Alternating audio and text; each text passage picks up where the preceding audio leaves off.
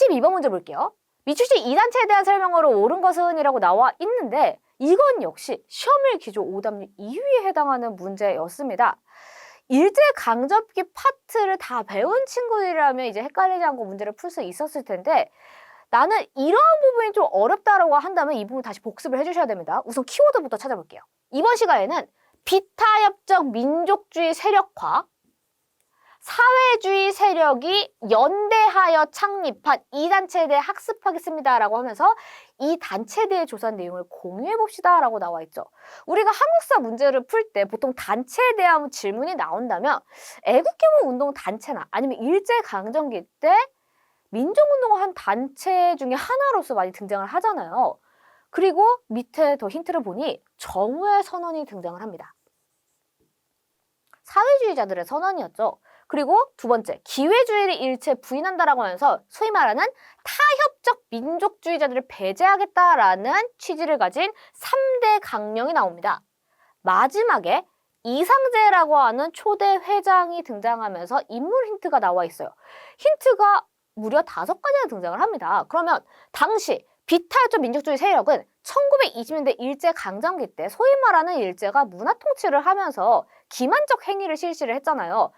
그것에 휩쓸려서 이른바 타협적 민족주의자를 등장을 하면서 우리는 그들과 다르다라는 측면의 비타협적 민족주의 세력이 딱 등장하게 됩니다. 이때 사회주의 세력이 이들과 연대를 하면서 정우의 선언을 계기로 연합 단체가 등장을 하니 그것이 우리가 정말 많이 배우는 신간회입니다.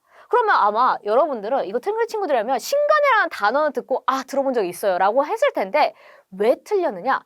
단어의 의미를 제대로 이해하지 못했거나 아니면 신간회와 관련된 활동만 기억을 해서 신간회와 관련된 그 이전에 사건들과 관련된 힌트를 제대로 캐치하지 못했다라는 것이 여러분들이 틀린 이유일 겁니다. 여러분 보통은 이렇게 힌트를 많이 주지만 내가 하나라도 모른다라고 한다면 좀 풀 때 실질적으로 좀 헷갈릴 수 있거든요. 그래서 반드시 내가 신간회와 관련된 단어만 알고 있다면 신간회와 관련된 그 교과서의 서술을 보시고 이것과 관련된 힌트를 여러분들 따로 정리를 해주셔야지 이런 문제 나왔을 때 쉽게 맞출 수 있을 겁니다. 자, 그러면 신간회에 대한 설명을 옳은 거 골라볼게요. 보통 신간회와 관련된 이러한 힌트가 나왔더라면 신간회의 활동이 선지로 나올 가능성이 큽니다. 1번, 인조반정이 등장하네요. 정답이 될 수가 없겠죠. 인조반정은 서인이 주도로 해서 여기에 남인이 추가로 참여를 한 것이었죠. 광해군 때 광해군을 몰아내고 인조를 새롭게 왕에 올린 사건입니다. 조선 후기 때 일이에요.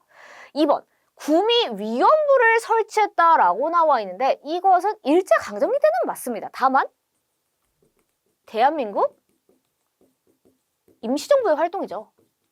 신간회와는 관련이 없어요. 3번에 오산학교 대성학교 설립했다라고 나와 있습니다. 이것은 애국개몽운동 단체 중에 하나였던 신민회의 활동입니다. 여러분들이 신간회랑 신민회가 한 글자 한 단어 차이이기 때문에 이것 때문에 은근 헷갈려하는 친구들이 많거든요. 그래서 넣은 것 같습니다. 그래서 한번 지워주셔야 되고요. 4번, 일본의 황무지 개항권 요구를 철회시켰다라고 나와 있네요. 이것은 애국개몽운동 단체 중에 하나였던 보안회죠. 지워주시고 5번, 광주학생 항일운동 당시 진상조사단을 파견했다. 진짜 많이 나오는 선지입니다.